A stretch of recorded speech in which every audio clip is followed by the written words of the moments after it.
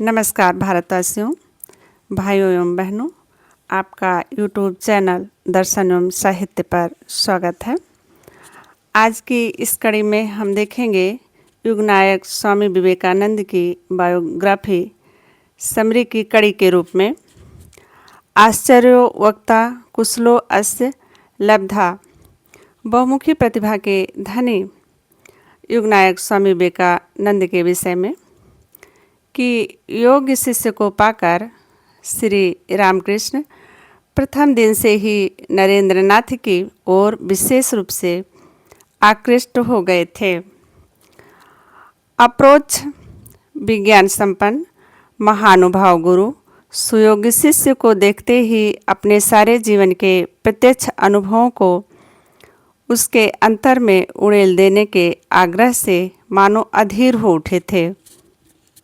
प्रथम दिन ही नरेंद्र के अंग प्रत्यंग में आध्यात्मिक उत्कर्ष की स्पष्ट छाप देखकर श्री रामकृष्ण ने सा आश्चर्य सोचा था कि क्या कलकत्ता जैसे स्थान में ऐसा सत्गुणी आधार भी रह सकता है।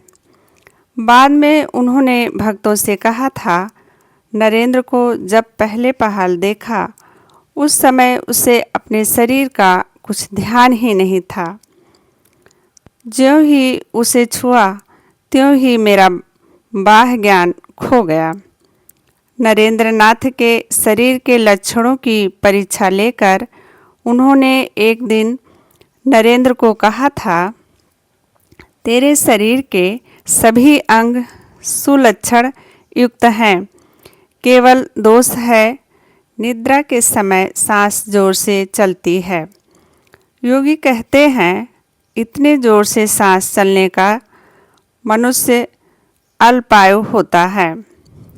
नरेंद्र की मनोवृत्ति की परीक्षा कर उन्होंने समझ लिया था कि धर्मानुराग, साहस, संयम, वीर और महान उद्देश्य में आत्मोत्सर्ग करने की शक्ति आदि सद्गुण नरेंद्र के हृदय में स्वभाव से ही प्रदीप्त हैं।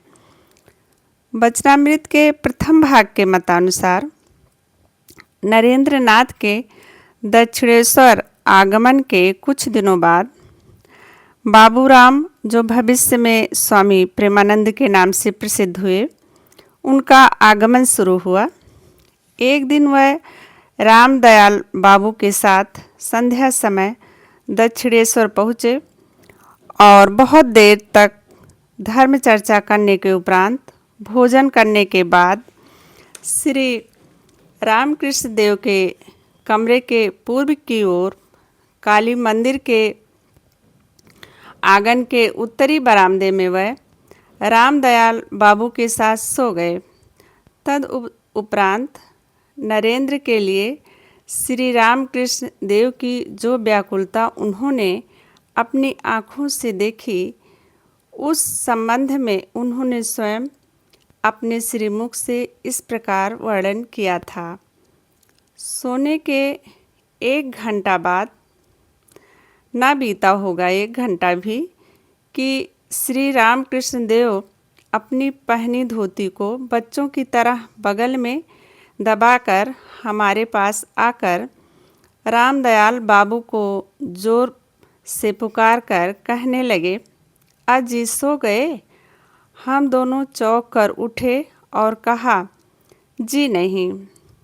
सुनकर श्री रामकृष्ण देव कहने लगे, देखो, नरेंद्र के लिए मेरा हृदय मानो अंगोछा निचोड़ने की तरह मरोड़ रहा है। उसे एक बार भेंट करने के लिए कहना। वह शुद्ध सत्वगुण का आधार और साक्षात नारायण है। बीच बीच में उसे देखे बिना मैं नहीं रह सकता। रामदयाल बाबू कुछ समय पहले से दक्षिणेश्वर आया जाया करते थे, इसलिए रामकृष्ण देव का बालक सा व्यवहार उन्हें ज्ञात था। उनका बालक सा आचरण देखकर वे समझ गए कि श्री रामकृष्ण देव का भाव विह्वल हो गए हैं। सुबह होते ही नरेंद्र से मिलकर उसे यहाँ आने के लिए वह कहेंगे और रामकृष्ण देव को समझाकर शांत कराने लगे। परंतु उस रात को श्री रामकृष्ण देव का भाव जरा भी शांत नहीं हुआ। नरेंद्र के प्रति श्री रामकृष्ण का व्यवहार साधारणता कुसुम से भी अधिक कोमल और फिर विशेष स्थिति में वज्र से भी अधिक कठोर था। श्री रामकृष्ण के समक्ष एक प्रधान समस्या थी आधुनिक प्रभाव से गठित नरेंद्र के मन को सनातन भाव में रूपायित करना। यह एक धैर्यपूर्ण समय सापेक्ष कार्य था। नरेंद्र नाथ को श्री रामकृष्ण ने शुरू से ही पहचान लिया था। वह कहा करते थे कि वह म्यान से बाहर निकली हुई तलवार है। उसके भीतर पुरुष का भाव है। वह अखंड का घर है। सप्तऋषियों में से एक है। नर नारायण में वह नर ऋषि है। इन्हें देखते ही श्री रामकृष्ण ने जान लिया था कि वह नित्य सिद्ध श्रेणी का है और भी कहते थे जिस दिन नरेंद्र जान जाएगा कि वह कौन है उस दिन वह इस लोक में नहीं रहेगा। वचनामृत में उल्लिखित है यह प्रसंग। श्री रामकृष्ण मैं नरेंद्र को आत्मा मानता हूँ और मैं उनका अनुगत हूँ। इस संबंध में दृष्टांत श्रीयुत प्रियनाथ सिंह के संस्मरणात्मक लेख में पाया जाता है।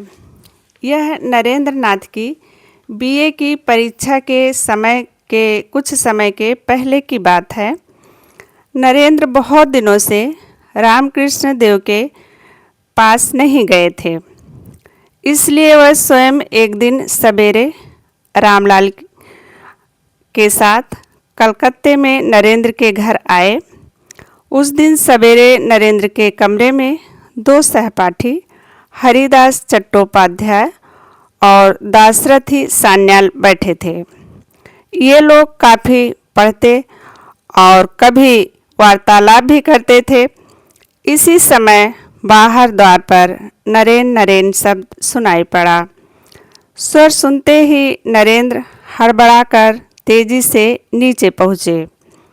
उनके मित्रों ने भी समझ लिया कि श्री रामकृष्ण देव आए हैं, इसीलिए नरेंद्र इतने अस्त व्यस्त होकर आश्चर्यपूर्वक उन्हें लाने के लिए गए हैं। मित्रों ने देखा बीच सीढ़ी पर दोनों का परस्पर साक्षात्कार हुआ। श्री रामकृष्ण देव नरेंद्र को देखते ही अश्रुपूर्ण लोचनों से गदगद स्वर में कहने लगे, तू इतने दिनों तक आया क्यों नहीं? तू इतने दिनों तक आया क्यों नहीं? बार बार इसी तरह कहते कहते कमरे में आकर बैठ गए। बाद में अंगोछे में बंधे हुए कुछ खाद्य को खोलकर नरेंद्र को खा खा कहकर खिलाने लगे। वह जब कभी नरेंद्र को देखने आते तो कुछ न कुछ अति उत्तम खाद्य वस्तु उनके लिए अवश्य बांध कर ले आते थे। बीच बीच में लोगों के द्वारा भी भेज देते थे। श्री रामकृष्ण उसके बाद बोले, अरे तेरा गाना तो बहुत दिनों से नहीं सुना, जरा गाना तो गा। उसी समय तानपूरा लेकर उसका कान ऐंठ कर स्वर बांध कर नरेंद्र ने गाना प्रारंभ किया, जागो माँ कुल कुंडलिनी। श्री रामकृष्ण देव परीक्षा लेते और शिक्षा देते। फिर नरेंद्र नाथ श्री गुरुदेव के वचन को सुनकर शिक्षा ग्रहण करते। कारण भगवान ने उन्हें अपूर्व प्रतिभा प्रदान की थी। पूज्यपाद लीला प्रसंग के रचयिता के मत से नरेंद्र नाथ की अनुपम मेधा शक्ति रामकृष्ण देव के स्नेह आकर्षण का अन्यतम प्रधान कारण थी। शिव ज्ञान से जीव की सेवा नरेंद्र नाथ ने कहा, बन के वेदांत को घर में लाया जा सकता है। भगवान ने यदि हमें अवसर दिया तो आज जो भी सुना है इस अद्भुत सत्य का संसार में सर्वत्र प्रचार प्रसार करूँगा। पंडित, मूर्ख, धनी, ब्राह्मण, चंडाल सभी को सुनाकर मुग्ध करूँगा।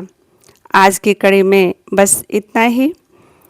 आप इस आत्मज्योत की यात्रा में बने रहने के लिए चैनल को सब्सक्राइब करें ताकि इस अमर ज्योति की कोई भी कड़ी छूटे ना आप लोगों से, और साथ ही साथ अधिक से अधिक इस वीडियो को शेयर करें जिससे जन जन तक पहुँचे। नमस्कार, जय हिंद, जय